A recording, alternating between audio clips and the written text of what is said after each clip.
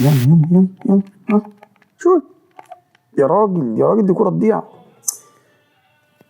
بص يا معلم، هنقول لك على الخلاصة. لو انت بتحلم انك تحقق طموحك وتنجح من غير ما يكون عندك واسطة او تدفع فلوس او تحصل لك معجزة مثلا، يبقى انت غلطان يا معلم وبتحلم. على فكرة انت كلامك غلط خالص ومحبط جدا، لان انا ان شاء الله اقدر انجح في حياتي واحقق طموحي وذاتي وكل حاجة. ده طبعا بعد توكلي على ربنا سبحانه وتعالى، واللي انا اخد بالاسباب، ثم بعد كده تخطيط لحياتي وتنظيمي لوقتي. نعم يا حبيبي، تخطيط ايه ومجهود ايه وايه يا ابني اللي انت بتقوله ده؟ انت عايش في كوكب تاني يا ابني. ما تنزل يا ابني على الارض كده وافتح عينيك وبص حواليك يا حبيبي. الزمن ده زمن الوسايط والكاش، يعني معكش كاش يبقى بلاش. سبحان الله. بص يا معلم، اكبر كذبه انت بتصدقها ان النجاح محتاج واسطه او فلوس او معجزه مثلا، بس الحقيقه ابسط من كده بكتير. ممكن الجمله دي تفاجئك، بس تحقيق الطموح والذات مش محتاج غير اللي انا جاي اقول لك عليه النهارده. في 7 عادات لو دخلوا حياتك هتسبق الكل مهما كانت ظروفك صعبه، ولكن لو ما عملتهاش للاسف حياتك هتنهار. وتعالى احكي لك القصه من الاول. بص يا سيدي، اسمعني كويس. في ناس بدات من الصفر، لا واسطه ولا شهادات ولا فلوس، ومع ذلك نجحت وسبقت ناس كتير. واحنا هنا بنبدا نسال نفسنا سؤال: هي الناس دي ايه اللي نجحها؟ هل مثلا كان عندها وسايط او دفعت فلوس او كان ليها ظهر مثلا؟ خليني افاجئك بالحقيقه واقول لك لا، لان الناس دي ببساطه كان عندها عادات حافظت عليها واستمرت عليها مهما كانت الايام صعبه. لان العادات دي زي البنزين اللي بيمشي العربيه، فلو العربيه ما فيهاش بنزين عطلت العربيه. فانت محتاج تفوق نفسك فورا وتبدا دلوقتي، وحتى لو بدات متاخر هتسبق الكل وهتشوف الدنيا بتتغير من حواليك.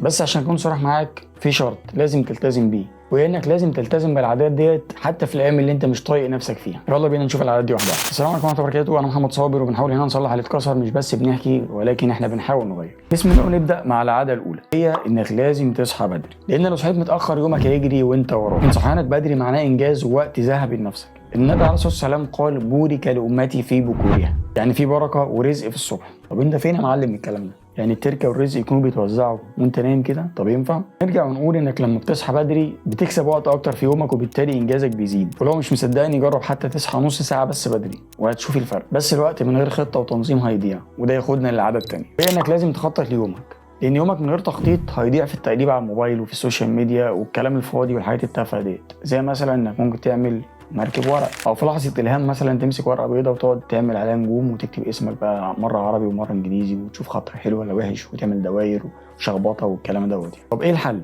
قبل ما تبدا يومك اكتب 3 مهام اساسيه بس. خد بالك، 3 مهام اساسيه بس، وده سر قانون اسمه قانون باريتو. القانون ده بيقول ان 20% من افعالك بتدي 80% من النتائج، وده مش رقم قليل على فكره. فانت محتاج تركز على المهم مش الكتير. طب هتخطط ازاي يا معلم من غير ما تتعلم؟ وده ياخدنا للعاده الثالثه، وهي انك لازم تتعلم كل يوم. تتعلم معلومه جديده، معلومه جديده عن مجالك، او تعلم مهاره جديده، زي انك تتعلم لغه جديده مثلا، ومهارات تواصل مع الاخرين وطريقه تفكير، او حتى اقرا صفحات من كتاب، او حتى تعلم انك تحب نفسك لان هي تستحق منك ده. يعني خليك حنين عليها كده واعتبرها الحته الشمال.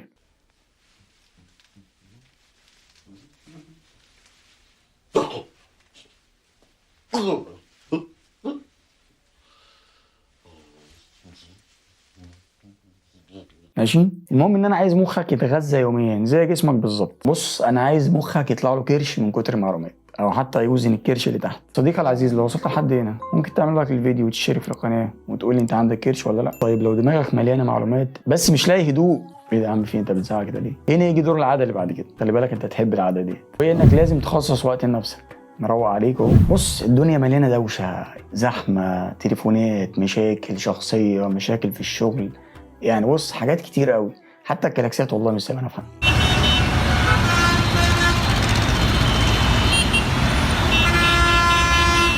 المهم مع الدوشه دي، فين وقتك انت؟ فين صحابك؟ فين خروجاتك؟ فين حواراتك؟ فين اي حاجه؟ فين انت؟ اقعد كل يوم 10 دقايق مع نفسك، تصلي لربنا وادعي اللي نفسك فيه، تامل كده وفضي دماغك من كل شيء، او حتى اقعد في البلكونه. بس لو ما عنديش بلكونه، بص من الشباك عادي، ما تحورش. الله اكبر عليك! ايه الحلاوه دي؟ ايه الحلاوه دي؟ دي اللحظات اللي بترتب دماغك وبتصفي ذهنك كده وبتديك طاقه اللي انت تكمل. ولكن الهدوء من غير افعال مش هيغيرك، محتاج تبدا بعادات صغيره، وده ياخدنا للعاده اللي بعد كده، وهي ان العادات الصغيره هتغير حياتك. شوف يا سيدي، النجاح مش قفزه كبيره، مش حوار يعني. النجاح ما هو الا خطوات صغيره بتتكرر، زي مثلا انك تمشي 10 دقايق كل يوم، زي مثلا انك تشرب ميه كتير، زي مثلا انك تروح الجيم، لو عندك وقت، او تتمرن في البيت، زي مثلا انك تقرا صفحه من قران يوميا، او تحفظ ايه منه، او تقرا صفحه من كتاب عن موضوع انت بتحبه، او تكتب فكره مثلا، او اي عاده ايجابيه صغيره. لان السر في الاستمراريه والله، مش في الكميه خالص. يعني اختار عاده واستمر عليها وشوف الفرق. وازاي تقدر تحافظ على استمراريتك؟ والسر في انك تبدا ترتب حواليك. وده ياخدنا للعاده السادسه، وهي انك لازم ترتب حواليك. بص، الدماغ المكركبه بتساوي حياه مكركبه، هي كده، ما لهاش حل تاني. طلعت نزلت هي كده. فابدا من دلوقتي انك ترتب حياتك كلها، من اول سريرك واوضتك لحد حياتك ومزاجك. خلي بالك، بص انا بقول لك اهو بنفس الصباع، مزاجك دي اقصد بقى نفسيتك. اوعى تفهمني غلط. لو ظبطت مزاجك ونفسيتك هتحس بايجابيه في يومك وعقلك، وهتشوف الدنيا بشكل مختلف. وده يا سيدي بيجر وراه انجازات كتير هتوصل ليها اكيد ان شاء الله. مش عارف انا طلعت في الكادر فوق ولا لا، يلا مش مشكله، انت مش غريب. واكتر حاجه هتفرق في ترتيب حياتك يا كبير هي انك تختار مين اللي يدخل حياتك، سواء كان شخص او اي حاجه مش مهمه. وده ياخدنا للعادة السابعة والأخيرة، وهي إنك تختار مين اللي يدخل حياتك. لازم تعرف إن مش كل الناس ولا كل حاجة تستاهل وقتك وتفكيرك. تعلم تقول لأ للتفاهات والمشتتات والناس اللي بتسحب طاقتك. مش عايز أقول لك الناس دي قد إيه يعني أنت عايش معايا في الكوكب وعلى كده.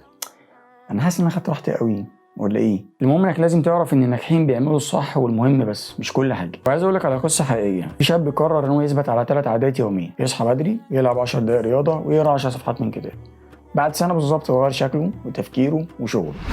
يا عم لا، مش لانه عبقري، انت مستعجل ليه؟ هو بس ببساطه قرر العادات الصغيره اللي احنا بنتكلم عليها من الصبح وحافظ عليها باستمرار. ومش لازم اقول لك يعني انك تقدر تعمل كده طبعا، ومش كده بس، انت تعديه كمان. خليني يا عم اديك تمرين عملي عشان ما يكونش ليك حجه. هات ورقه وقلم او موبايلك واكتب دلوقتي ايه اكتر عاده ناقصاك من ال7 عادات دول. اكتبها وابدا بيها بكره، وبعد اسبوع او اسبوعين يا عم زود عاده جديده. بعد شهرين هتلاقي حياتك اتغيرت تماما اوعدك ان شاء الله يعني. وهتيجي تقول لي شكرا يا عم. جرب وشوف. لو شايف المحتوى يستاهل وعجبك اعمل لايك للفيديو وسبسكرايب للقناه. لو لا اعتبرني ما قلتش حاجه. بس اتاكد ان لو الفيديو عجبك شاركه مع حد انت نفسك تشوفه ناجح. اكتب لي في الكومنت انا هبدا بالعاده دي، وقول لي انهي عاده هتبدا بيها. واستناني في الفيديو الجاي اللي اقول لك فيه عن اخطر 7 افكار سامه ممكن تدمر حياتك. سلام عليكم.